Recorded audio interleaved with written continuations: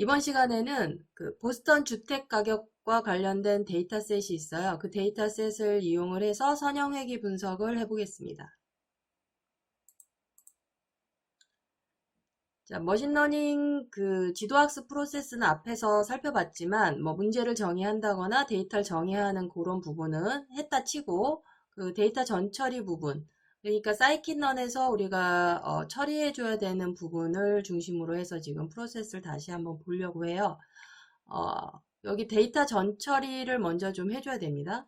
데이터 전처리 할 때는 계속 얘기하고 있지만 데이터 클렌징의 의미가 있어요. 결손값이나 이상치에 대한 처리가 필요하고 대략적으로 그 데이터들의 속성을 좀 한번 봐요. 그 탐색적 데이터 분석 내지는 그 시각화를 통해서 한번 본 다음에 그 중에서 우리가 어떤 피처들을 골라서 그걸 가지고 이 머신러닝의 알고리즘에다가 학습 그 입력 데이터로 넣어줄 건가 하는 거를 이제 좀 선택할 필요가 있습니다. 그런 작업을 이제 데이터 전처리에서 하고요. 아울러서 데이터 인코딩과 스케일링이 필요하다라고 하면은 데이터 전처리 과정에서 인코딩과 스케일링도 진행을 합니다. 이 부분에 대해서는 뒤쪽에서 잠깐 다시 설명을 할게요. 데이터 전처리가 끝나고 나면은 데이터셋을 분리를 합니다. 그러니까 학습 데이터와 테스트 데이터로 분리를 하게 돼요. 인공지능 기술 개요에 대해서 이야기 나눌 때 요 얘기를 한번 했었는데 일단 그 모델을 학습시킬 때 사용되는 데이터가 이제 학습 데이터고요. 실제 이 모델이 얼마나 성능이 좋게 나왔는지 그 정확도를 알아보기 위해서는 그 학습에 사용했던 데이터가 아닌 어떤 새로운 데이터, 뉴 데이터를 입력을 했을 때 우리가 원하는 그 결과값을 내는가 내지 않는가 이런 거를 이제 검증을 해야 되거든요. 그래서 어느 정도 맞게 분류를 해야 이 모델의 성능이 좀 우리가 신뢰할 만하다 이렇게 생각해서 사용할 거 아니에요. 그러다 보니까 이 테스트용으로 필요한 뉴 데이터들이 필요해요. 그래서 학습 데이터하고는 다른 어떤 별도의 데이터셋이 필요한데 테스트 데이터셋을 충분히 확보할 수 있는 정도로 데이터가 많다면 그건 문제가 아니에요. 그렇지만 보통은 이제 데이터 양은 항상 늘 부족한 것 같아요. 그래서 우리가 확보한 데이터셋에서 일부는 학습용 데이터로 사용을 하고 일부는 분리를 해서 얘는 테스트 데이터용으로 빼놓습니다. 그래서 실제 모델을 학습할 때는 이 학습용으로 학습을 시키고 실제 이제 검증을 한다거나 할 때 이제 테스트 데이터를 사용을 할 거예요. 그래서 이 단계에서 데이터셋을 분리할 필요가 있습니다. 모델을 학습을 시키고요. 그 다음에 이제 검증 평가를 진행을 해요. 학습은 사이킷런에서 뭘로 학습을 한다고 했냐고 하면은 fit이라고 하는 애로 학습을 한다고 했었습니다. 그죠? 알고리즘은 이제 어떤 알고리즘을 선택할 것인가는 우리 이런 데이터 전처리 하면서 어느 정도 우리가 이제 방향을 정해야 됩니다. 어떤 알고리즘을 선택할 것인가는. 그래서 그 알고리즘에 요 데이터셋을 입력을 하고 핏을 해서 학습을 시키고요. 그 다음에 이제 예측을 수행해 보는 겁니다. 테스트 데이터로 예측을 해보는 거예요. 프레딕이었죠. 프레딕트 함수로 예측을 해서 그 예측한 그게 이제 어느 정도 맞았냐 맞지 않았냐가 나올 거 아니에요. 지금 우리 회귀 분석 같은 경우에는 그쵸 실제 y 값하고 모델에서 예측한 y가 있을 텐데 요게 두 개 사이에 차이가 작으면 작을수록 지금 모델이 정확도가 높은 모델일 거 아니에요. 이런 식으로 이제 평가를 해봅니다. 앞에서 설명할 때 우리가 이제 MSE라고 하는 이 비용 함수, 물론 비용 함수로도 사용을 하지만 실제 모델이 만들어지고 난 다음에 이 모델을 평가할 때 그 평가 지표로도 얘를 사용할 수도 있다 이런 얘기 했었습니다. 기억나시죠? 네. 자, 기억나실 거라고 생각하고요. 이런 식의 프로세스를 진행을 해요.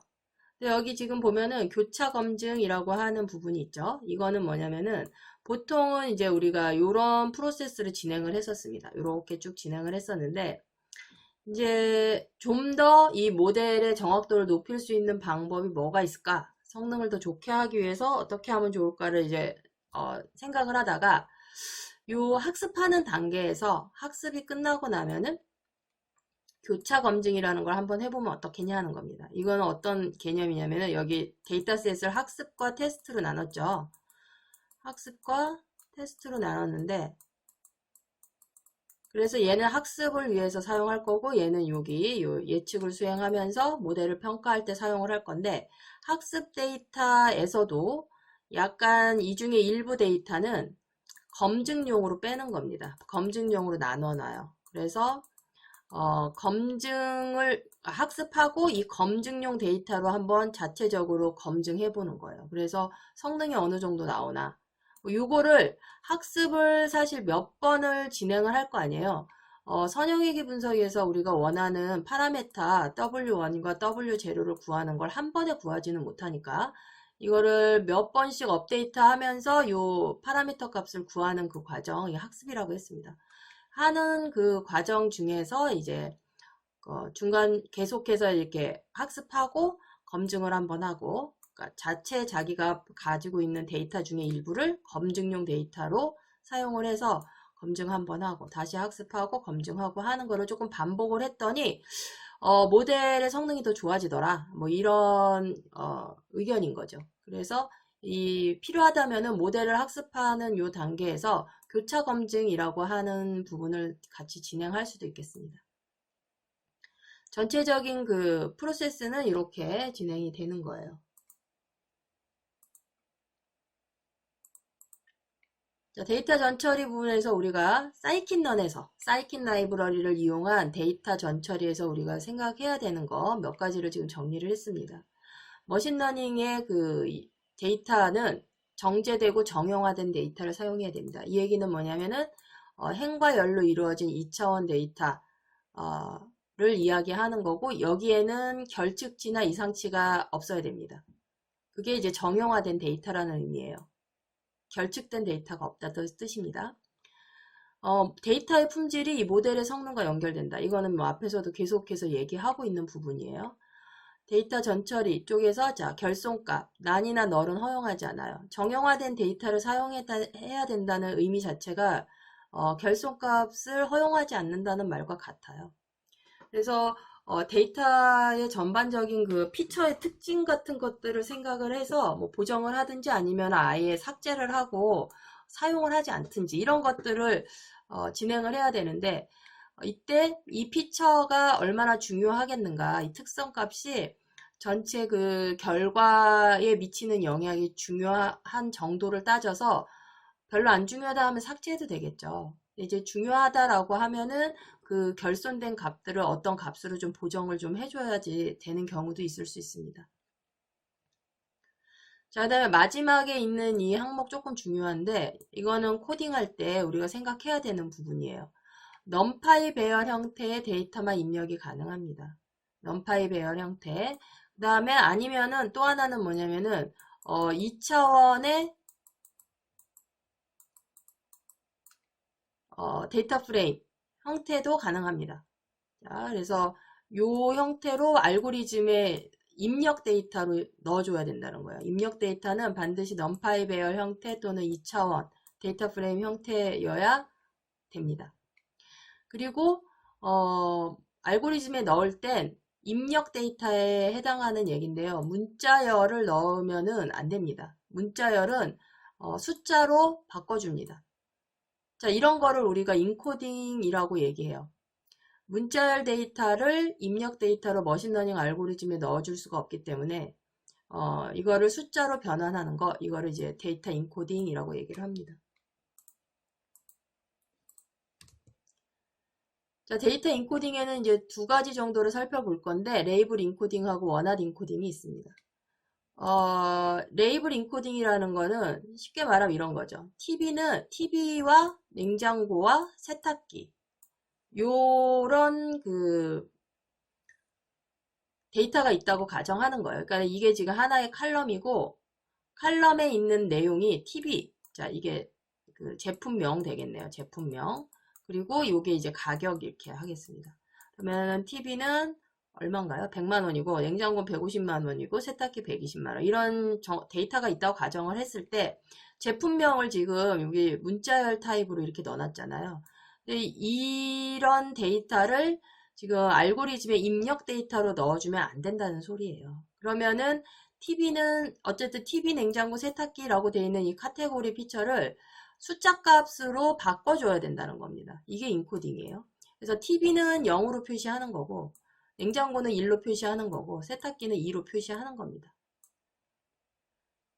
자, 이렇게 바꿔주는 작업은 데이터 인코딩, 레이블 인코딩이라고 하고 여기 사이킨런에는 레이블 인코더라고 하는 클래스로 이미 구현을 잘 해놨습니다. 그래서 우리는 fit이라고 하는 함수 호출하고 transform이라고 하는 함수 호출하면 이 두 가지를 하면은 알아서 자동으로 잘 변환을 해줍니다. 그리고 이 변환된 이 숫자 값들은 요 레이블 인코더 객체 안에서 보면은 클래시스 언더바라는 속성이 있어요. 그 값에서 우리가 확인을 할 수가 있죠. 레이블 인코딩에서 우리가 기억해야 되는 건 뭐냐면 이거를 이렇게 레이블 인코딩을 한 입력 데이터를 선형회기 같은 알고리즘에다가 사용을 하면은 그 예측 성능이 떨어질 수가 있어요. 왜냐하면 여기서 이 0과 1과 2는 단지 그냥 카테고리컬한 그 명목일 뿐이잖아요. 그냥 TV를 의미하는 건데 이렇게 입력으로 들어가면 이게 선형회기 같은 경우에는 이런 걸 다 이제 어떤 의미 있는 수치형 데이터로 인식을 한다는 거예요. 그래서 냉장고를 의미하는 요 1이 세탁기를 의미하는 2보다 작은 값으로 인식을 하면서 요게 중요도가 떨어지는 식으로 가중치가 떨어지게끔 뭐 계산이 된다든지 이렇게 될 수가 있다는 겁니다. 그래서 이거는 굉장히 의도치 않은 건데 예측 성능이 떨어질 수 있다는 거예요. 자, 그래서 분류 알고리즘 우리가 최종적으로 보고 싶은 그 결과 그 타겟의 그 내용이 분류를 한다 라고 한다면 요 레이블 인코딩을 사용하면 되는데 최종 우리가 그 알고 싶은 타겟의 그 데이터가 연속형 수치라고 하면은 이거는 예측이죠. 그러니까 예측 알고리즘에다가는 이 레이블 인코딩을 사용하지 않습니다. 사용하지 않는 게 더 좋아요. 자, 그러면 우리 이렇게 예측 알고리즘에다가 그러면 문자열 못 넣는다고 그러는데 우리는 그럼 어떻게 하면 되냐 라고 하면 원핫 인코딩이라고 하는 인코딩 방법을 쓰면 됩니다. 자, 원핫 인코딩은 어떻게 하려고 하는 거냐면 여기 보시면 TV, 냉장고, 세탁기라고 하는 이 이제 데이터 항목이 있다고 했을 때 레이블 인코딩은 얘를 0, 얘를 1, 얘를 2 이런 식으로 바꿨다고 하면은 원핫 인코딩은 어떻게 하냐면 요렇게 행 형태로 지금 돼 있는 요 데이터를 열로 바꿉니다. 열로 바꿔요. 이거를 우리가 차원을 변환한다 이렇게 얘기합니다. 트랜스포즈를 한 다음에 그러면은 각각의 요 행에 있는 데이터가 열로 이렇게 들어가죠.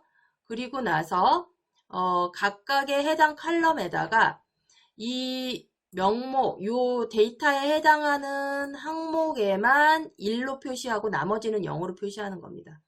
자, 그래서 지금 요 예시에 있는 것처럼 보시면 TV, 냉장고, 세탁기가 이제 열로 바뀌었고 TV니까 TV 항목에만 1을 주고 나머지 항목은 0을 마킹하는 겁니다.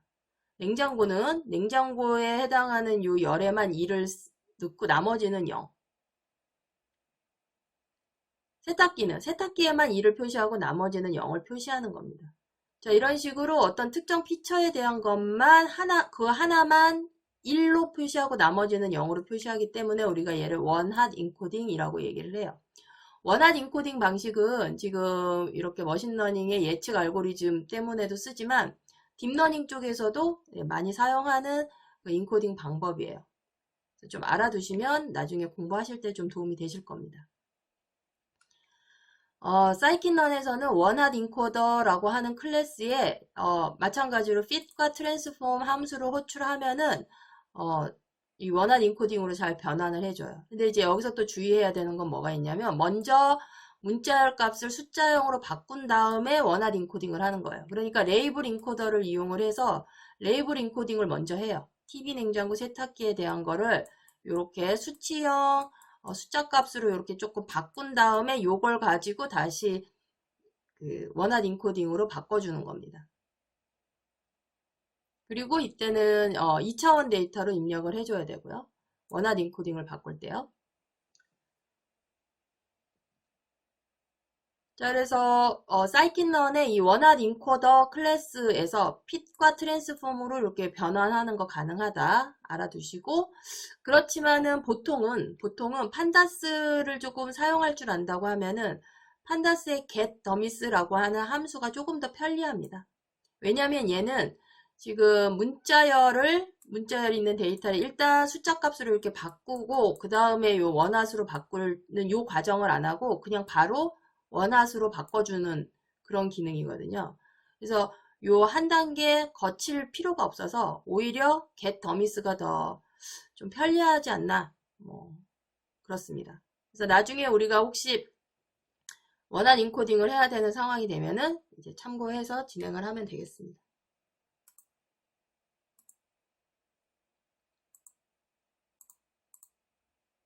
자, 그 다음에 전처리 중에서 아까 데이터 스케일링에 대한 이야기를 했죠. 이거는 어떤 개념이냐고 하면은, 그 피처 스케일링이라고 보시는 건데, 우리가 피처들이 여러 개가 있잖아요. 아파트 그 매매 가격, 그 앞에서 얘기했던 그거 예시로 생각을 하면은 이 얘기 한번 한 것 같네요. 그 매매 가격에 미치는 그 여러 원인이 되는 그 특성값들이 한 개 이상일 거예요. 여러 개일 건데, 그러면 그 여러 개의 X 값들에 대해서 우리가 이제 입력으로 넣어줘야 되죠. 알고리즘에 얘네들을 다 입력으로 이렇게 넣어줘야 됩니다. 보통 뭐 10개가 될 수도 있고 100개가 될 수도 있어요. 그러면은 각각의 요 피처 값들에 이제 데이터들이 쭉 들어있을 텐데, 예를 들어서 방의 개수예요. 그러면은 얘는 뭐 2개에서 뭐 10개 이런 식으로 숫자가 이렇게 될 거죠. 그런데 이제 뭐 세대수, 요거 설명드린 적 있죠. 세대수면은 뭐 1000세대에서 5000세대 뭐 이런 식의 단위가 지금 바뀌어 버려요. 그러면은 그 피처마다 그 데이터들이 그 갖는 값의 범위들이 이렇게 다 다름으로 인해서 그 예측 알고리즘 같은 경우에 특히나 더 그렇겠죠. 그 결과에 미치는 그 가중치가 좀 달라질 수가 있어서 얘가 더 중요하다고 처리가 될 수가 있잖아요. 그러니까 이렇게 서로 다른 값의 범위를 갖는 데이터들을 같은 범위의 그 데이터로 변환을 해주는 겁니다. 값의 범위를 일정하게 맞춰주는 거예요. 그거를 우리가 이제 스케일링이라고 얘기합니다. 데이터 스케일링 이렇게 부릅니다. 데이터 스케일링의 종류는 이제 두 가지 정도로 나눠서 생각해 볼 수 있는데, 표준화가 있고 정규화가 있습니다. 그래서 표준화 같은 경우에는 이 각각의 피처 안에 있는 데이터들이 평균은 0이고 분산이 1인, 그러니까 정규 분포를 가진 어떤 데이터라고 하는 전제하에 이 표준화를 하는 겁니다. 자, 그래서 데이터가 이렇게 가우시안의 정규 분표 아시죠? 이렇게 종 모양으로 되는 이런 식의 분포라고 할 때 이제 이 표준화라고 하는 스케일링을 하는 거예요. 자, 그러면은 모든 피처 안에 있는 데이터들은 전부 다 평균이 0이고 분산이 1인 그런 어떤 데이터의 범위로 변환이 됩니다. 그게 표준화고, 사이킨런 안에서는 스탠다드 스케일러라고 하는 그 클래스가 있어서 마찬가지로 얘도 요 안에 있는 fit과 transform을 호출을 하면 자동으로 이렇게 스케일링을 딱 맞춰줍니다. 자, 그래서 보통은 이런 식의 알고리즘을 할 때 데이터 스케일링으로 이 표준화를 적용하는 경우들이 있다. 이렇게 그냥 이해하시면 될 것 같고, 데이터들이 이렇게 정규 분포를 따르지 않는 경우, 이럴 때는 정규화를 합니다. 노멀라이제이션 이 과정을 하는데, 이거는 값의 범위를 맞춰주는 거는 맞아요. 그런데 0과 1 사이의 그 범위로 모든 값을 딱 변환을 해주는 겁니다. 이런 여러 가지 그 단위에 있는 이 값들을 0과 1 사이에 요 안에 들어오는 값으로 다 변환을 해줘요. 그러니까 모든 개별 데이터 크기를 똑같은 단위로 바꿔주는 겁니다. 이렇게 해야 그 각 피처들이 그 결과에 미치는 그 중요도가 같게 적용이 되기 때문에 이렇게 해주는 거예요. 사이키널 안에서는 민맥스 스케일러라고 하는 클래스가 요 정규화를 해줍니다. 그래서 민맥스 스케일러 안에 있는 핏과 트랜스폼을 호출하면 자동으로 정규화가 진행이 되죠. 데이터 안에 이제 음수값이 있는 경우에는 마이너스 1부터 1 사이의 범위로 변환을 해준다. 이제 이런 얘기입니다. 이제 민맥스 스케일러, 보통 데이터 스케일링 할 때는 민맥스 스케일러를 많이 쓰니까 이 정도만 그냥 우리가 지금 알아두겠습니다. 물론 정규화하는 그 알고리즘은 민맥스 말고도 뭐 여러 가지가 있을 수 있으나 이 정도만 지금 알고 지나가는 걸로 하겠습니다. 데이터 그 인코딩 내지는 스케일링은 우리가 다룰 데이터의 그 특성을 조금 보고 필요하다면 진행하면 되는 겁니다.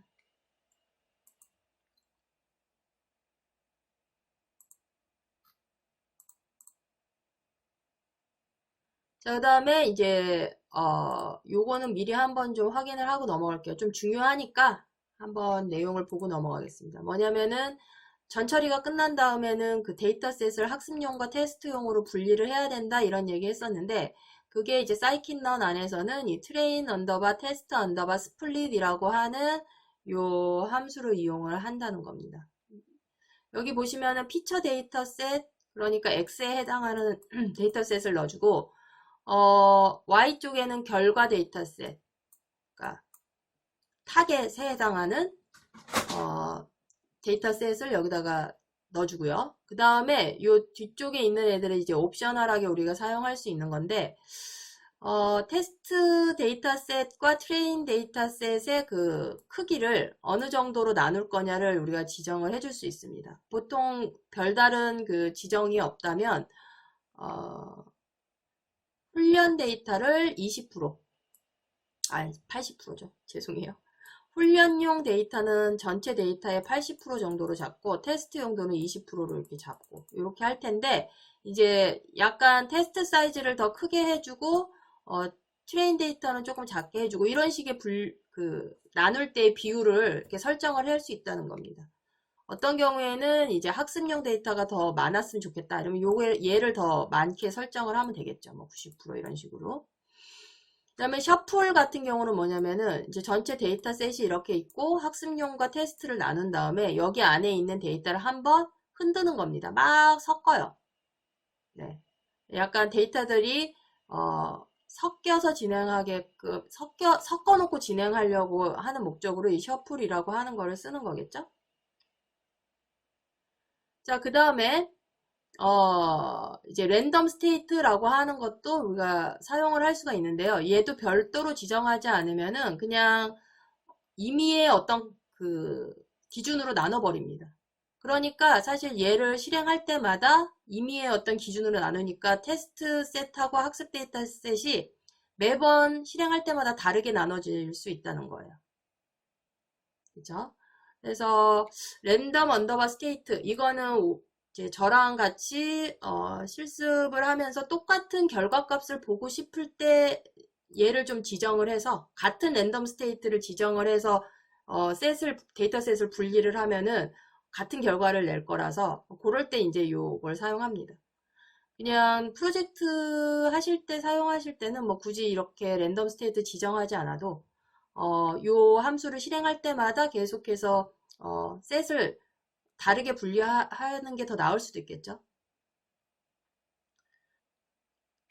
저희 트레인 언더바 테스트 언더바 스플릿 함수를 실행을 하고 나면은 그 결과값을 어떤 식으로 반환을 해주냐면은 그 피처 데이터셋을 훈련용과 테스트용으로 나누고 그 결과 데이터셋을 훈련용과 테스트용으로 나눠서 그 4개의 데이터셋을 묶어가지고 튜플로 반환을 해줍니다. 자, 그리고 이 train 언더바 test 언더바 split이라고 하는 이 함수는 scikit-learn의 모델 언더바 selection이라고 하는 모듈 안에 있어요. 그래서 이 함수를 사용하려고 하면 이 모듈을 임포트 해야 합니다. 그래서 얘는 굉장히 중요한 함수기 때문에 조금 기억을 해 두시는 거를 추천을 해 드릴게요.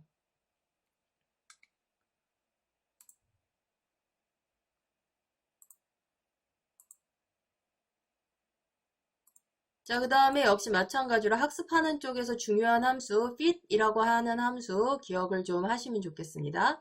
얘는 학습을 하기 때문에 학습용 데이터셋으로 학습을 해야 되잖아요. 그러니까 학습용 데이터셋을 이용합니다. 학습용으로 나눠진 X 데이터, 그 다음에 Y 데이터를 이렇게 넣어주면 요거 가지고 학습을 진행을 하게 되는 거예요. 이 함수가. 그리고 예측을 하는 predict이라는 함수는 생각해 보시면 훈련용은 학습하는 데 썼어요. 그러면 이제 predict을 할 때는 테스트용으로 사용을 해야 되죠. 테스트용으로 빼놓은 그 X 데이터들 가지고 진행을 하면은 얘는 이제 그 모델에 의해서 예측된 Y를 만들어낼 겁니다. 예측된 Y를 만들어내는데 실제 테스트 데이터에 Y값 있죠. 요거하고 이 예측한 이 값 사이에는 오차가 생길 겁니다. 그쵸? 자, 우리가 이런 거를 오차라고 하면 확률 분포의 의미가 있어서 잔차라고 얘기하죠. 어쨌든 오류가 생기니까 그 차이가 생기는 그 부분을 우리가 이제 이 모델의 성능을 평가할 때 얼마나 그 차이가 작냐, 크냐 이런 걸로 이제 판단을 하게 되겠죠. 이 predict이라는 함수는 여기 X 데이터 테스트용으로 빼놓은 X들을 넣으면은 그 결과값을 예측한 결과값을 리턴을 해주는 그런 함수예요.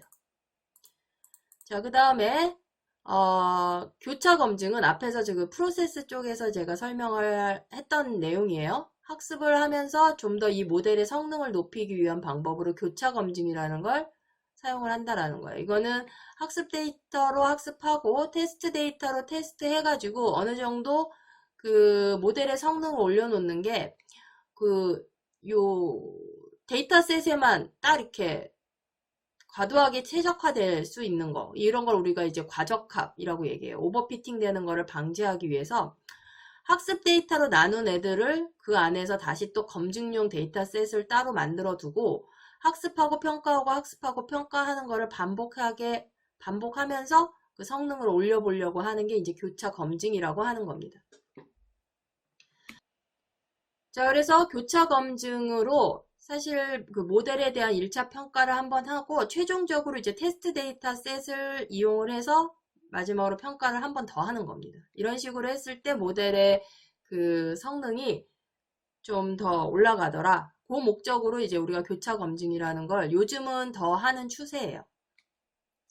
그러니까 여기 보시면 전체 데이터셋이 있다고 했을 때 우리가 train 언더바 테스트 언더바 스플릿을 이용해서 학습 데이터셋과 테스트 데이터셋으로 이렇게 나누고 난 다음에 그 다음에 이제 교차 검증을 진행하게 되면 이 학습 데이터셋을 다시 또 학습용과 검증용으로 조금 이렇게 나눠서 사용을 하게 되는 겁니다. 이제 대표적으로 사용하는 그 알고리즘이 뭐냐면 K-폴드 교차 검증이라는 걸 많이 사용을 합니다. K-폴드 교차 검증이라고 하는 건 그 학습용 데이터셋을 K개의 데이터 폴드로 나눠요. 폴드는 이렇게 뭐 접는다 이런 건데 예를 들면은 K 값이 5라고 설정되어 있는 경우에는 학습용 데이터셋으로 만들어 놓은 나눠 놓은 이 데이터셋을 5번을 이렇게 접어요. 그럼 5개로 나눠진다 소리예요. 이 얘기는. 자, 그러면은 K번만큼, 그러니까 5번만큼 각각의 폴드셋에 대고 학습과 검증을 반복으로 이제 실행하는 거예요. 처음에는 요 데이터셋의 요 앞부분, 요 부분 5분의 1을 그 검증용으로 놓고 요 4개를 학습용으로 쓴 다음에 얘를 가지고 그 모델의 그 성능 평가를 한번 해요. 그 다음에 진행하는 학습에서는 얘를 다시 학습용으로 사용하고 그 옆에 만들어 놓은 요 그 폴드셋을 검증용으로 쓰는 겁니다. 그러면 나머지 애들을 가지고 학습하고 얘를 검증용으로 쓰는 거예요. 그 다음에 진행할 때는 얘는 다시 학습용으로 사용을 하고 그 옆에 이제 만들어 놓은 이 데이터셋을 검증용으로 사용하는 거예요. 이거를 5번을 반복을 하는 겁니다. 이게 이제 K폴드 교차 검증이라고 하는 거예요. 한 번씩 실행할 때마다 성능평가 그 지수가 이렇게 나오게 돼요. 그래서 K폴드 교차 검증을 하고 난 다음에 나오는 그 성능평가 지수를 보면은 이 모델이 어느 정도 지금 성능이 나오고 있구나를 우리가 확인해 볼 수 있는 겁니다. 자, Stratified Kfold라고 하는 교차 검증 방법이 있는데 이거는 뭐냐면요. 예를 들어서 사기 거래를 분류하기 위한 데이터셋이라고 가정을 한번 해볼게요. 사기 거래라고 하는 건 뭐 신용카드 같은 거 사용할 때를 이제 생각을 해보자는 거죠. 이제 이상한 거래가 있는 거예요. 그거를 탐지해내려고 어떤 데이터셋이 굉장히 이렇게 많이 있을 겁니다. 그러면 이 중에는 정상적인 카드 거래에 대한 데이터가 굉장히 많고 사기 거래에 해당하는 그 이상한 거래 데이터는 그렇게 많진 않을 거예요. 생각해보면 현실적으로 몇 개 안 될 겁니다. 그런데 우리가 이거를 그 학습용과 테스트용으로 나눈 다음에 이 학습용 안에 있는 데이터들을 폴드 셋을 만든다고 했잖아요. 이렇게 만들 때 사기 거래에 해당하는 요 데이터들이 어떤 폴드에는 들어가 있고 어떤 폴드에는 들어가 있지 않겠죠. 이렇게 할 때는 약간 이제 학습하고 검증할 때에 제대로 된 검증을 진행하지 못할 가능성이 높아져요. 자, 그래서 이렇게 방금 설명해드린 이런 종류의 불균형한 분포도를 가진 이라고 하는 게 이런 겁니다. 정상과 비정상에 대한 요 분포가 골고루 이렇게 어느 정도 섞여 있는 게 아니고 정상이 거의 99%, 비정상이 1% 이런 식으로 이제 불균형한 분포도를 가진 데이터셋 같은 경우에는 이런 식의 그 폴드 교차 검증을 했을 때는 좀 제대로 된 성능평가 내지는 교차 검증이 되지 않을 수가 있어서 아예 이렇게 폴드를 나눌 때 그 비정상적인 사기 거래에 해당하는 데이터들을 약간 먼저 이렇게 일부를 골고루 이렇게 나눠서 넣어 놓은 다음에 그리고 나서 이 K폴드 교차 검증처럼 이렇게 교차 검증을 하는 이런 방법이 이제 Stratified Kfold라고 하는 방법입니다. 참고로 알아두시면 되겠습니다.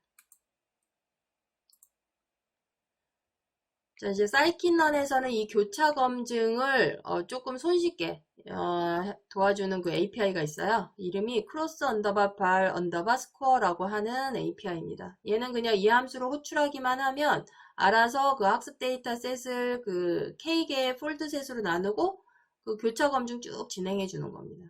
그냥 간편하죠.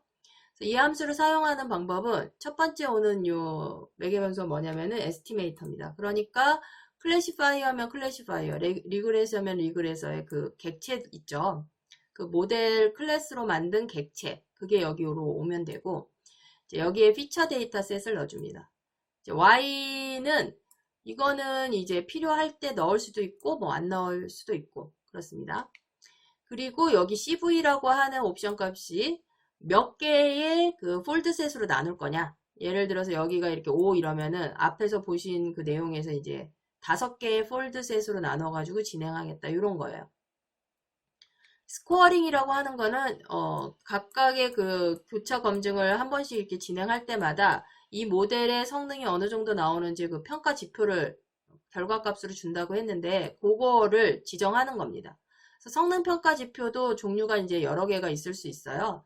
그 중에 어떤 성능 평가를 쓸 거냐, 성능 평가 지표를 뭘로 쓸 거냐 하는 걸 여기서 지정해 주는 겁니다. 그러면은 이 교차 검증을 하면은 이 CV에 지정된 요 횟수만큼 성능평가 지표가 배열의 형태로 나올 겁니다. 이게 5로 지정이 되어 있으면은 여기 5개의 성능평가 지표가 나올 거예요. 이게 이제 리스트 타입으로 리턴이 되는 겁니다. 보통은 이 분류하는 식의 그 모델에서는, 분류 모델에서는 이 Stratified Kfold 방식을 사용을 하고 예측을 하는 모델인 경우에는 이 Kfold 방식을 사용을 하게 됩니다.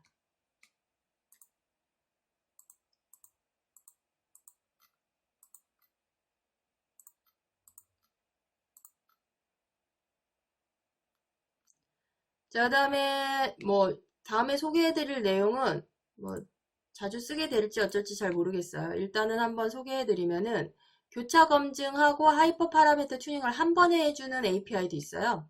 좀 전에 앞에서 소개해드린 그 크로스 언더바 발 언더바 스코어라고 하는 함수는 교차 검증만 진행하는 거예요. 근데 이 그리드 서치 CV라고 하는 함수를 사용을 하게 되면 얘는 교차 검증을 하고 나서 어떤 하이퍼 파라미터를 바꾸면 이게 이제 성능이 더 올라가겠구나 라고 할 때 그거를 아예 튜닝도 해줍니다. 그래서 교차 검증하고 하이퍼 파라미터 최저값을 찾는 것까지를 하는 게 요 그리드 서치 CV라는 함수예요. 역시 마찬가지로 여기 에스티메이터 지정해주고 파람 언더바 그리드라고 하는 부분에는 튜닝을 하기 위해서 우리가 파라미터명하고 그 튜닝을 하고 싶은 파라미터명 그리고 사용할 파라미터를 딕셔너리 형태로 여기다가 넣어준다 이렇게 되어 있습니다. 리핏 같은 경우에는 이게 true로 설정이 되면은 여기가 true로 설정이 되면 가장 좋은 파라미터로 재학습시켜서 그 결과 모델이 굉장히 이제 성능이 더 좋아졌겠죠. 걔를 베스트 언더바 에스티메이터 언더바라고 하는 속성으로 저장을 할 거냐 말 거냐에 대한 지정이에요. 그래서 요 그리드 서치 CV라고 하는 거는 뭐 참고로 그냥 알아두시면 좋을 것 같네요.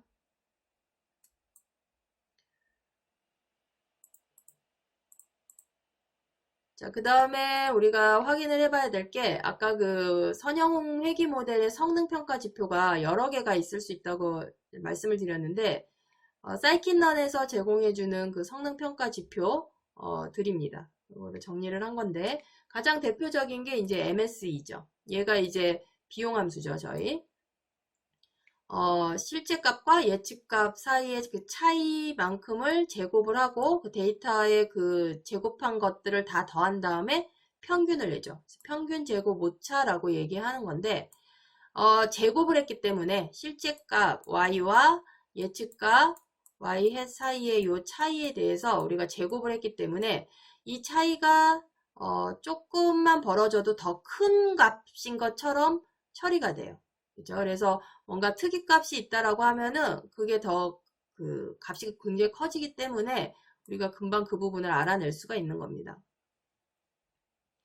사이킨런에서는 요 MSE라고 하는 평가 지표를 사용을 하려고 하면 그 매트릭스 점 민 언더바 스퀘어드 언더바 에러라고 하는 요 함수를 이용을 할 겁니다.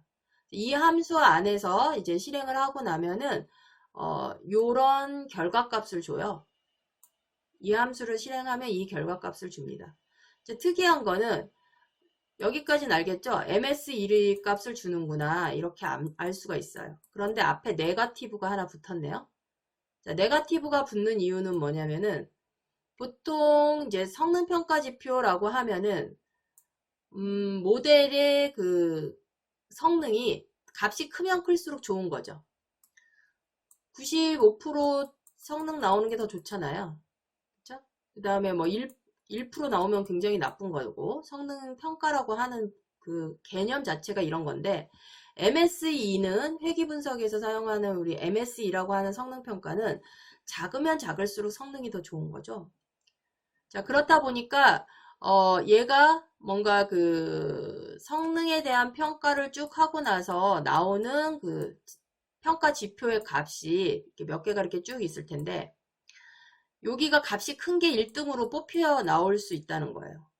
95% 이런 거는 이 차이가 제일 큰 건데 퍼센테이지는 아니에요. 제가 예를 들어서 설명하려고 하는 거예요.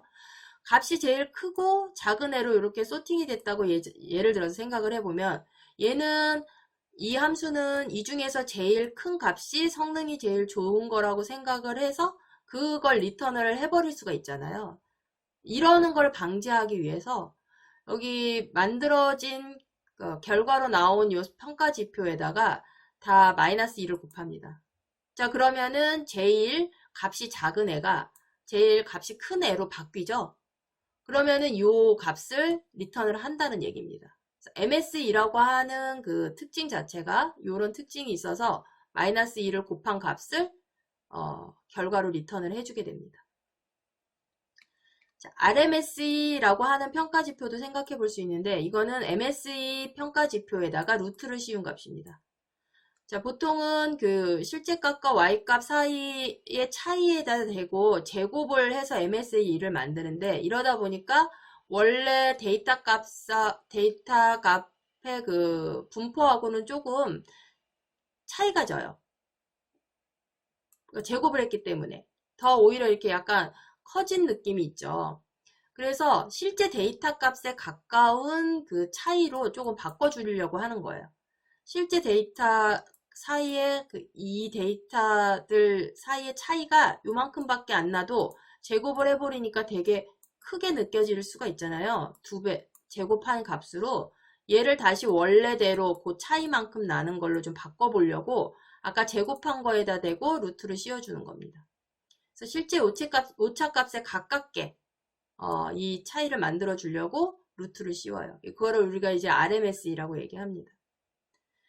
결국은 뭐 RMSE가 실제 값과 예측값 사이의 그 차이 정도를 우리가 얼마나 차이가 나나 정도를 성능의 평가 지표로 보겠다. 이렇게 이해하시면 되겠습니다. 자, 안타깝게도 사이킨런의 API 중에서는 이 RMSE를 계산해주는 API는 없습니다.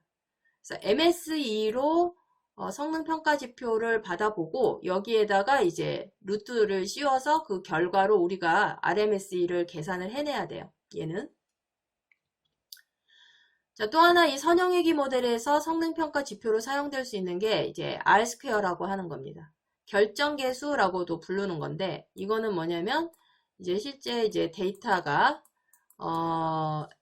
피처가 이제 하나 있다고 생각을 하고 이제 설명을 한번 해볼게요. 데이터들이 이렇게 있는데 우리가 적절한 그 예측선을 하나 그리죠. 회기선을 이렇게 하나 그릴 텐데 이 선을 중심으로 했을 때 이 실제 데이터들이 얼마나 퍼져 있는가, 얼마나 퍼져 있는가는 분산의 개념입니다. 그래서 이 분산의 정도로 성능을 평가하는 게 이 R-스퀘어입니다.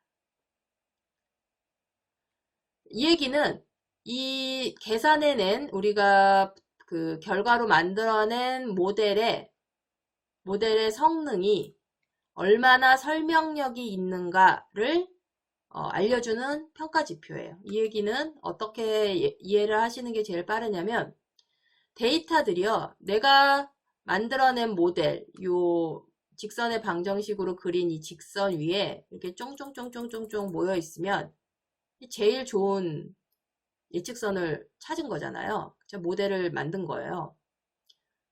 이런 상태가 이 R-스퀘어가 1입니다. 1이에요. 근데 이제 보통 이렇게 될 확률은 거의 없죠. 이렇게 흩어져 있게 됩니다. 예측선을 중심으로 이렇게 데이터들이 흩어지게 돼요. 근데 이게 흩어진 정도가 예측선 주변에 이렇게 조금 모여서 요 정도로 이렇게 흩어져 있는 거 하고 이렇게 넓게 ht어져 있는 거 하고 어떤 게 더 이 예측선을 잘 그렸다고 우리가 생각할 수가 있겠어요? 당연히 이제 예측선 근처로 이렇게 쫑쫑쫑 모여있는 요런 케이스가 이제 더 이 회기선을 잘 그렸다고 생각할 거 아니에요.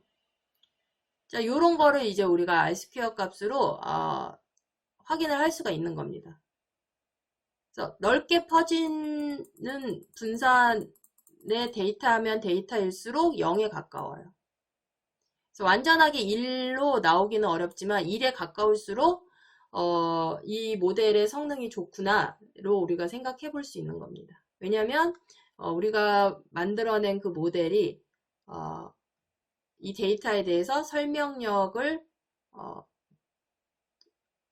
많은 설명력을 가지고 있는 거예요. 잘 설명하고 있는 예측선을 만든 겁니다.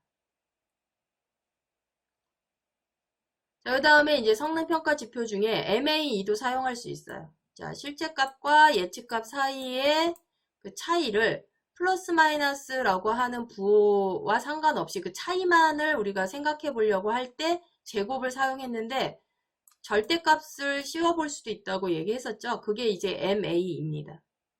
그래서 절대값을 씌운 것들을 다 더하고 그거를 데이터의 개수만큼 나누면 이제 평균이 나올 텐데 그 지표가 MAE라고 하는 지표입니다. 얘는 scikit-learn에서 API로 있어요. min 언더바 absolute 언더바 error라고 하는 API를 사용을 하면 얘도 마찬가지예요. 평가 지표를 리턴을 해주는데 앞에다가 -1 곱한 그 값을 리턴해줘요. 결과적으로는 제일 차이가 작은 값을 제일 좋은 성능이다 해가지고 리턴을 해주게 될 겁니다. 그래서 선형외기 모델의 성능을 평가할 수 있는 지표들은 이제 요 정도 우리가 알아보겠습니다. 이거 말고도 뭐 더 있겠지만 요 정도만 이제 알아보는 걸로 할게요.